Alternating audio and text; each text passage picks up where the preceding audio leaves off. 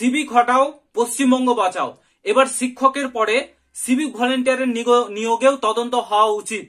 কারণ আমরা প্রত্যেকে জানি যে সিভিক ভলেন্টিয়ারের নিয়োগ কিভাবে হয়েছিল, কিভাবে পার্টির হাত ধরে, টিএমসি পার্টির হাত ধরে সিভিক ভলেন্টিয়ারদের নিয়োগ প্রক্রিয়া করা হয়েছে। অনেকেই বলবে আমরা ইন্টারভিউ দিয়ে চাকরিটা পেয়েছি। যদি ইন্টারভিউ দিয়ে চাকরিটা পাও, স্বচ্ছতার সঙ্গে চাকরি পাও, তাহলে তো তোমাদের ভয় নেই।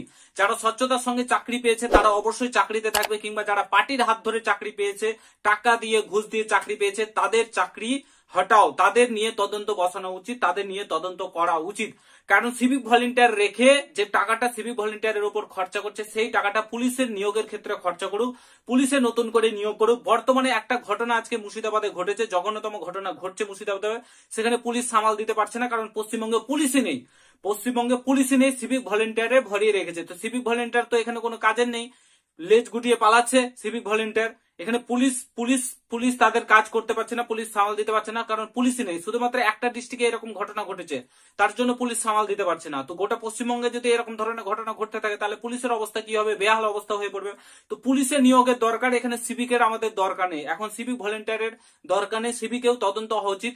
যেমন 26,000 চাকরি বাতিল গেল, 1,40,000 সিভিক ভলেন্টিয়ার রয়েছে পশ্চিমবঙ্গে, ভলেন্টিয়ারি সার্ভিস দিচ্ছে না, ভলেন্টিয়ারি সার্ভিস। তাহলে সরকারের তরফ থেকে বেতন দেওয়া উচিত না? সরকার কেন বেতন দেবে? ঠিক আছে, তো এই নিয়েও অবশ্যই তদন্ত হওয়া উচিত। তোমাদের মতামত জানাও, ঠিক আছে। এবং 26,000 চাকরি বাতিলের পর সিভিক ভলেন্টিয়ারের তদন্ত হওয়া উচিত। ভালো মতো যারা যোগ্য তাদেরকে রাখা হবে, এবং তারা ভালো পারফরমেন্স করলে তাদেরকে কনস্টেবল পদে নিয়োগ করো, তাও ভালো। কিন্তু ভলেন্টিয়ারি সার্ভিস, এই সিভিক ভলেন্টিয়ার আর রাখা যাবে না।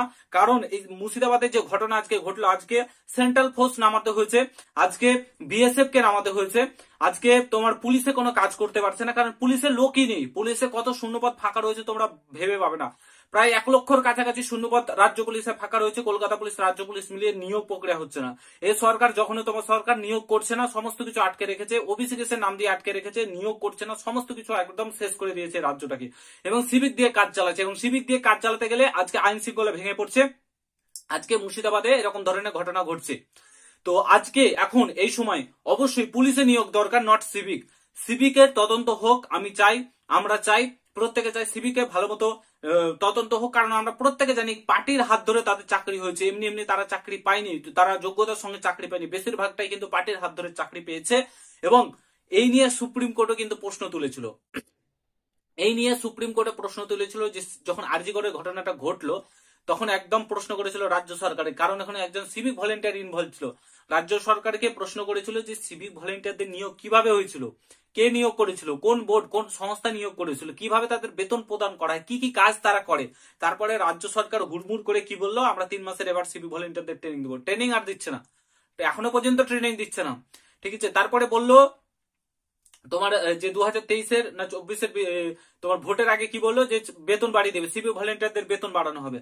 9,000 10,000 বেতন পায় সিভিক ভলেন্টিয়াররা, তাদের বেতন মিনিমাম 18,000 টাকা করা উচিত, সেটাও করলো না রাজ্য সরকার। রাজ্য সরকার জাস্ট ভোট ব্যাংকের জন্য সিভিক ভলেন্টিয়ারদের ইউজ করছে, আর সাধারণ মানুষের সঙ্গে ছেলে খেলা করছে, ঠিক আছে। আমার মতে বলে, আমি মনে করি সিভিক ভলেন্টিয়ার যারা যোগ্য তারা থাক, তাদেরকে ভালো মতো প্রপারলি একটা ট্রেনিং দেওয়া উচিত। ট্রেনিং এ ভালো পারফরমেন্স করলে কনস্টেবল, জুনিয়র কনস্টেবল পদে, হোমগার্ড পদে পদোন্নতি করে দাও। কিন্তু যারা যোগ্য তারাই থাকবে, অযোগ্যরা থাকবে না। এখানে কোনো পার্টির দলনেতা যারা মানে পার্টি করে, কোনো পার্টির হাত ধরে এসেছে এবং সেই পার্টি করে, সেই পার্টির নিয়ে দাদাগিরি করে, সেই পার্টির লোক যাতে না থাকে। সিভিক ভলেন্টিয়ারে পুলিশের ক্ষেত্রে সমস্ত ক্ষেত্রে তদন্ত হওয়া উচিত, কারণ প্রচুর দুর্নীতি হয়েছে, সাধারণ ছেলেমেয়েরা চাকরি পায়নি, ঘুষ দিয়ে টাকা দিয়ে যারা ঢুকেছে তারা অযোগ্য, তারা থাকা দরকার নেই। তার জন্য আজকে পুলিশেরও এই অবস্থা। যোগ্য থাকলে এরকম, যারা অ্যাকচুয়ালি পুলিশের যোগ্য, যারা পরীক্ষা দিয়ে মাঠ পাস করে চাকরি পাবে, তারা এরকম ঘটনা ঘটলে তারা অবশ্যই রুখে দাঁড়াবে। কিন্তু যেহেতু অযোগ্যরা ঢুকে পড়েছে, তার জন্য আজকে পুলিশ মুর্শিদাবাদে ঢুকতে পারছে না।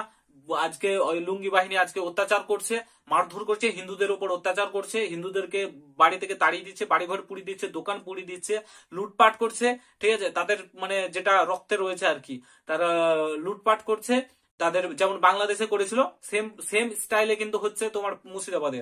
শপিং মল লুটপাট করে নিচ্ছে, বাড়িঘর লুটপাট করে নিচ্ছে, টাকা পয়সা লুটপাট করে নিচ্ছে, বাড়ির মেয়েদের উপর অত্যাচার করছে, আগুন ধরিয়ে দিচ্ছে, বাড়ি থেকে হিন্দুদেরকে তাড়িয়ে দিচ্ছে। সমস্তটাই টার্গেট। ওয়াকফ বিলের প্রতিবাদ করছে না, কিসের প্রতিবাদ করছে? হিন্দুদেরকে মারধর করো, হিন্দুদেরকে মারো, ঘেরে ঘেরে হিন্দুদেরকে মারো, এই প্রতিবাদটা বর্তমানে করছে আজকে, ঠিক আছে। তো রাজ্যের অবস্থা তোমরা বুঝতেই পারছো আজকে কোথা থেকে কোথায় গিয়ে দাঁড়িয়েছে। আজকে সিভিক ভলেন্টিয়ারদের এখানে যদি 1,40,000 সিভিক না রেখে 1,40,000 পুলিশ থাকতো রাজ্যে, তাহলে আজকে কোনো মানে আইন শৃঙ্খলা ভাঙার কোনো প্রশ্নই ওঠে না, এরকম ধরনের ঘটনা ঘটতোই না। আমি বলছি যদি 1,40,000 জায়গায় যে 1,40,000 সিভিক কাজ করছে, আমি তাদের কথাই বলছি, তারাই যদি আজকে হাফও পেত, তোমার 70,000 যদি পুলিশই থাকতো, যারা সিভিকের কাজ করছে তারাই আমি বলছি পুলিশে থাকতো, 70,000 পুলিশ হতো তারা, তাহলে কি আজকে এই ঘটনা ঘটতো না।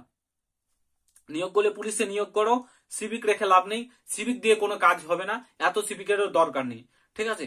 তো প্রপারলি একটা ট্রেনিং দিয়ে তাদেরকে হয় কনস্টেবল পদে পদোন্নতি করে প্রপার ট্রেনিং দাও, তাদেরকে কাজ করাও, নাহলে সিভিক রেখে লাভ নেই। এটাই মন্তব্য প্রত্যেকটা চাকরি প্রার্থী, প্রত্যেকের একই কথা, যে সিভিকদের এত কেন মাননীয় মুখ্যমন্ত্রী এত কেন ভাওতা দিচ্ছে, সিভিকদের নিয়ে মাননীয় মুখ্যমন্ত্রী এত কেন মাতামাতি, সিভিকদের নিয়েই কেন সমস্ত কিছু, সিভিকদের কেন রিজার্ভেশন এত বেশি পরিমাণে দিচ্ছে, ভোট ব্যাংকের জন্য, ভোটের জন্য। মানুষ বুঝতে পেরে গেছে 26-এ খেলা হয়। আশা করি বুঝতে পারছো। ভিডিওটা এখানে সমাপ্ত করছি। যদি ভালো লাগে শেয়ার করে, চ্যানেলে নতুন হলে অবশ্যই সাবস্ক্রাইব করে যাও। দেখা হচ্ছে নতুন ভিডিওর সঙ্গে। ভালো থেকো, সুস্থ থেকো, গুড বাই, জয় হিন্দ, বন্দে মাতরম।